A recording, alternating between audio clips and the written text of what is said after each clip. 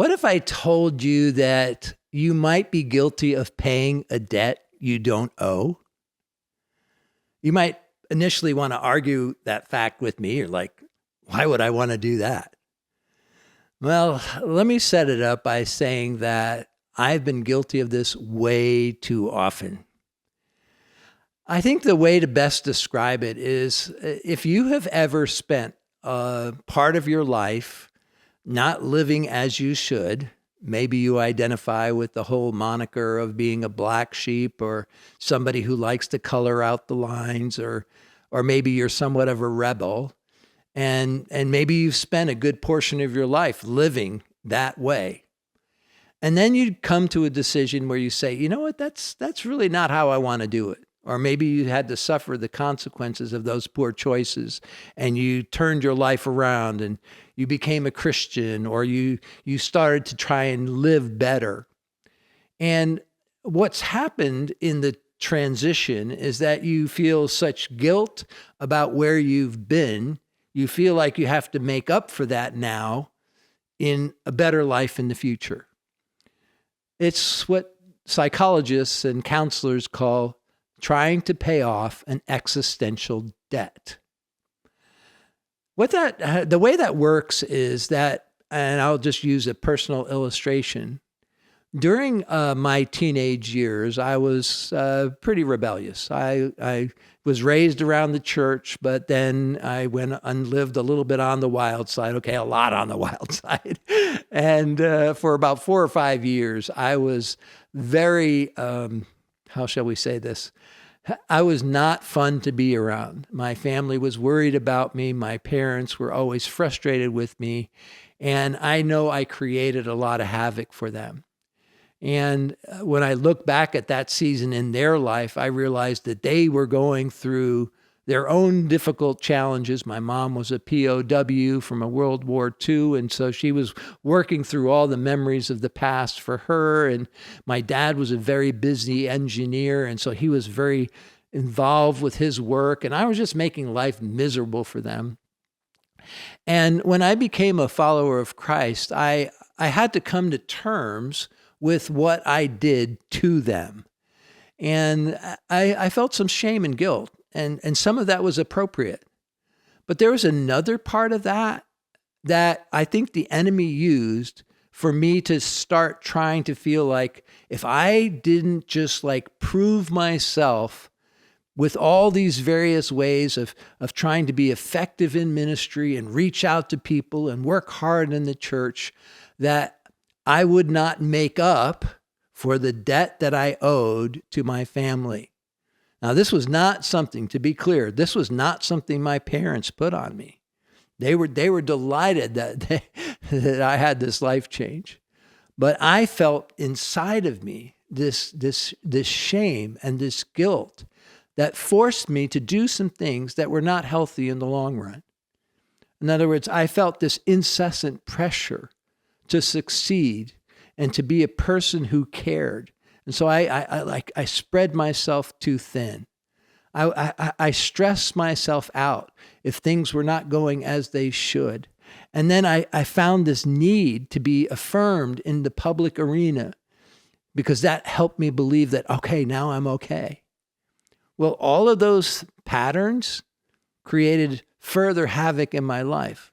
Now, the funny thing about all that, and maybe not so funny, but ironic thing, is that I felt like I was just doing what I was supposed to be doing.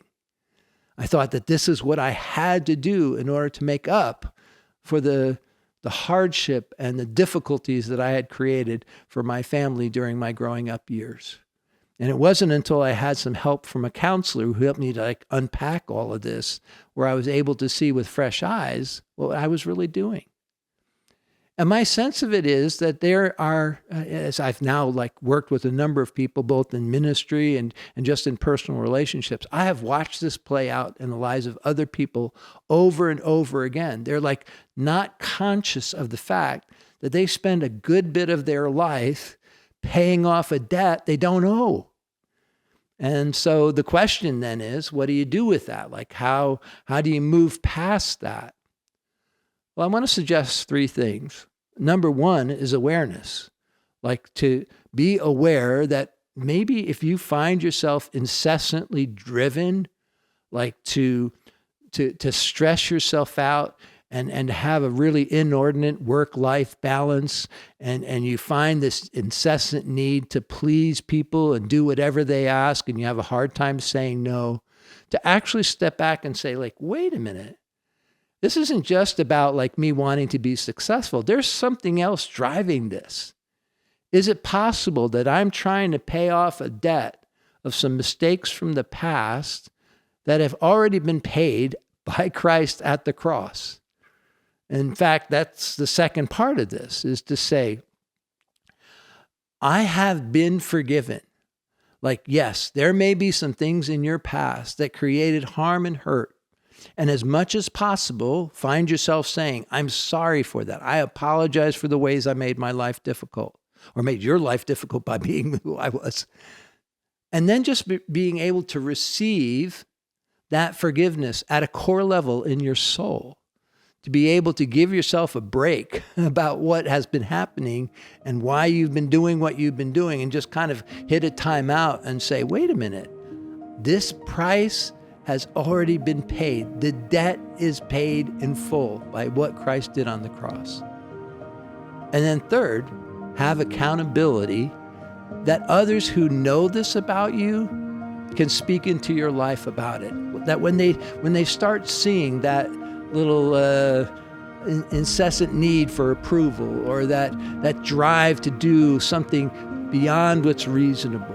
You know, everybody has to do a little bit extra now and then, but if this becomes an incessant thing where you can't turn it off, where you can't say no, have people in your life who lovingly and willingly call you on that, to remind you that there is not a debt you still have to pay. Now, in the past, when I heard people talk about this, I thought of it as kind of like, oh yeah, I can see that would be a minor inconvenience. But my awareness level right now is I can see how debilitating this can be, not just for the person who's acting in this way, but in every relationship around them. And so, my friend, I want to encourage you to take this seriously. Ask yourself the question, am I trying to pay a debt that I do not owe?